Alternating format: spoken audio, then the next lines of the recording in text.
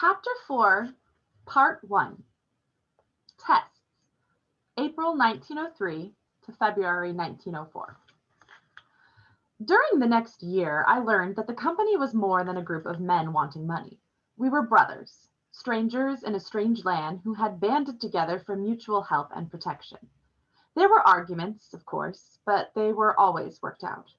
As for myself, I was treated as a man and not a boy, and the long hours I worked were really no worse than the hours I had worked on our farm. In the mornings, I was the first to get up and make the fire and brew the tea for the others, and through the day there would be various things I would have to do. I did not go to school during the daytime like demon children, because the demons would not allow me to go into any of their schools just a few blocks away. I could only go to a special school for demons the demons had set up in the tame people's town, which was so poorly equipped and so poorly staffed that I was better off in the company. All during the day, Uncle and Father would keep up a conversation with me using what they knew of the demon's tongue, and they made me read and discuss the demon's magazines and newspapers, which some of our friends and kinsmen who worked in the demon's mansions would bring down to us. Demonic was easier to speak than to read. It was hard to understand a language that only used 26 symbols, the letters of their alphabet. The letters kept rearranging themselves in the most confusing patterns. At about 4 o'clock, after I had gotten the fire ready again for White Deer to cook dinner, I would hurry to the Tang People's School where I would learn the classics of the Tang people. The classics were the books supposedly written by Confucius and the ancients about the correct way to live. Some of them made sense, some of them didn't. As Uncle told me, some of it applied to everyone, including demons, and other parts of it applied only to the rich. When I came home 2 hours later from school, I would be in time to grab a quick dinner for the leftovers, wash the dishes, do my other chores and my lessons, and then go to bed. I worked 16 hours a day and had never been happier in my life. The part I liked best was when I went with Father to pick up the dirty laundry and deliver the clean. Because Father would speak more demonic than the others, he always got that job, and he usually took me along. Our wagon was painted a bright red with the company's name in demon script painted in large, bold gold letters on the side. The wagon was pulled by Red Rabbit, whom we kept along with the wagon in a livery stable a few blocks away in the demon section. Red Rabbit was a big, strong horse, red as fire, with a white star on his forehead. Father had named him Red Rabbit after the speedy horse of the god of war. As he jokingly said sometimes, he thought Red Rabbit would try to live up to his name, but so far the shameless beast had not. Red Rabbit was without a doubt the laziest, slowest horse in the Demonland. Uncle said half seriously that it was associating with demons that had made Red Rabbit so lazy. Whatever the reason, neither curses nor the whip, nor kicks nor slaps of the reins on Red Rabbit's big rump could get him to move faster than his slow, deliberate pace, a pace which he never changed, whether we were in the flatlands or on one of the demon's steep hills. But no matter how slow he was, there was always a cube of sugar in my pants pocket. In the beginning, Uncle had not wanted me to go out with Father and Red Rabbit. It was dangerous to leave the Tang people's town. There were many a Tang man with a cracked skull or a broken arm or rib because he had crossed over the invisible boundary line between our town and the rest of the demon city. Sometimes the demon boys threw stones, and other times it was a group of restless adult demons who were out for a little sport. But Father said it was time I learned a little more of the demon city. I had already been here a month and never left the Tang people's town. He took me out only along the streets that he regarded as safe, either because he knew the policemen on the beat or because some of his customers on that street had banded together and warned the demon boys and young men not to try anything. The first time we went out, I had been afraid of just about everything. I remembered stories about how the hills were made by burrowing dragons, so I was scared to death by the sound the cable made going through the rails of the cable car tracks, a steady, rattling, clacking sound. I thought it was a dragon scrabbling at the surface with its claws, just about to break free. As for the houses, they looked like wooden monsters, hunkered down along either side, waiting for me to look away from them before they would grab me. And every demon I saw, I was sure had a stone or a knife or a gun. Father saw how I clutched the seats in sheer fright until the knuckles of my hands were almost bone white. Father began to speak quietly then of the old ones, the spirits of the dead members of our family, to whom we offered food and the sweet smell of incense that pleased them so well. For their part, the old ones watched over the living members of the family, for one's obligations to the family did not stop with death. Then Father spoke especially of the brave old ones who may have crossed over the sea to watch over us. Among these was my great-grandfather, who had died fighting the British demons when they had wanted to force the Tang people to let them sell opium in the Middle Kingdom.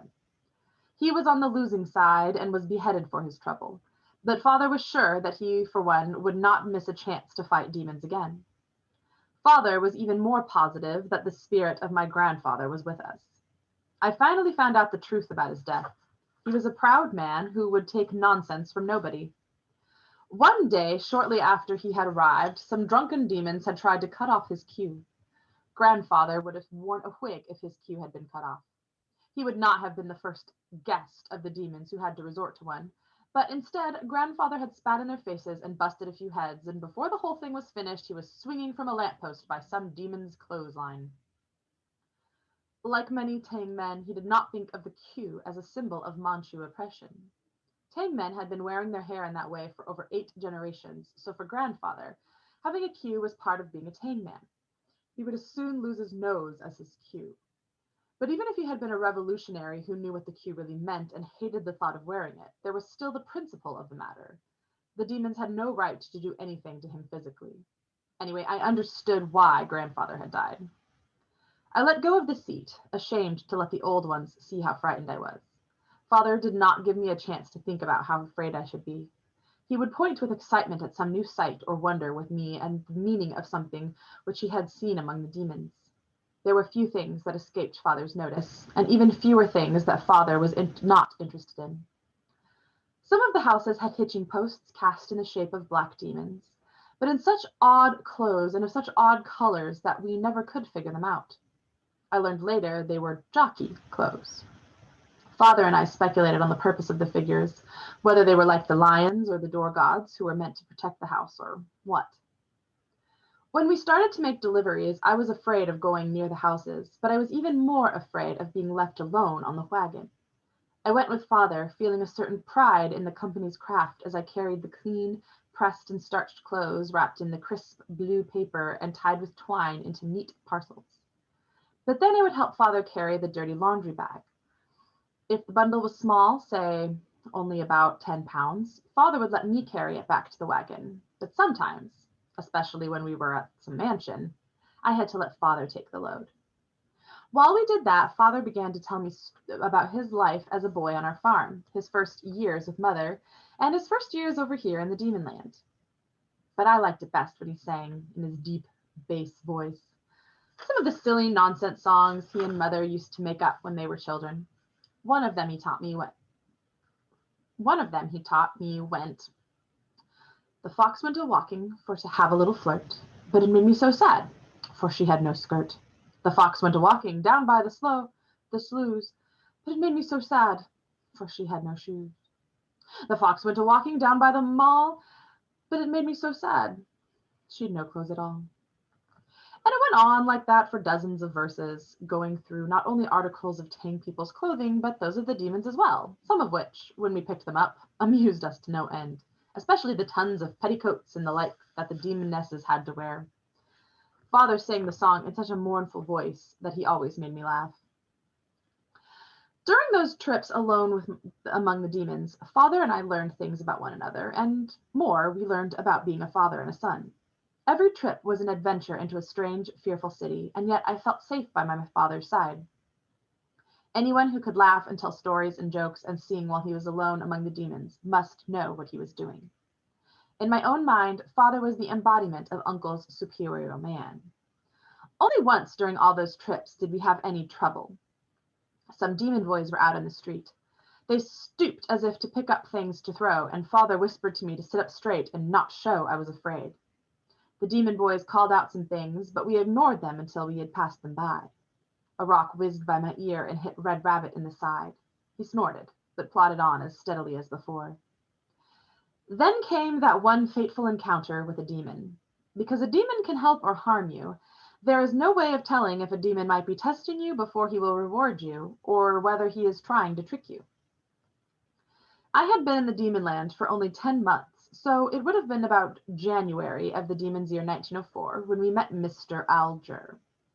I remember it was a gray, wintry day. We were making the rounds when you saw one of the horseless carriages stranded by the sidewalk and a demon in a big overcoat standing beside it.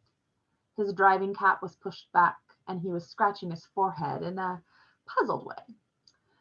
The metal hood on the front of the horseless had been folded back on top, so you could see into its innards. "Whoa, Red Rabbit!" Father pulled at the reins, and Red Rabbit stopped. Father set the brake, and as an extra precaution, he put the wooden block behind the wheel.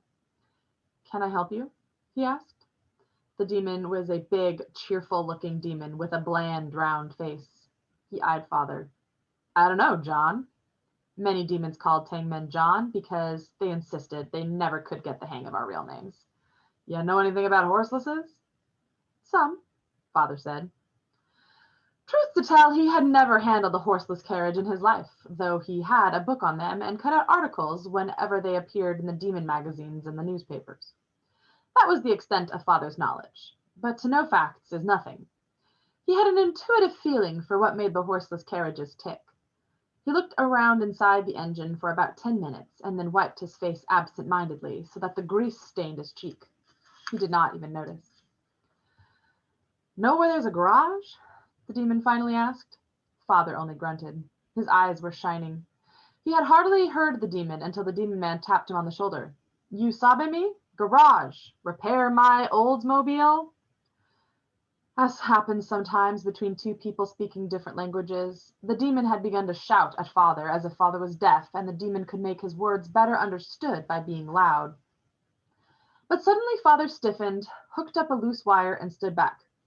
"Horseless ready," he said, with a satisfied air. "What?" "It ready." Skeptically, the demon got back behind the wheel while Father went to the front near the crank to start the motor. Father put his thumb against his palm instead of putting it around the crank. As he told me later, when the motor took, the crank would move suddenly and break a man's thumb if his thumb was around it. He folded his hand carefully around the crank and began vigorously winding it. The motor caught and started with a chug. The whole horseless began to shake. Father closed the hood. "Here, John." The demon unbuttoned his coat and reached into his pants pocket. The Father shook his head. "No tip. Happy just to look at horseless." End of part 1.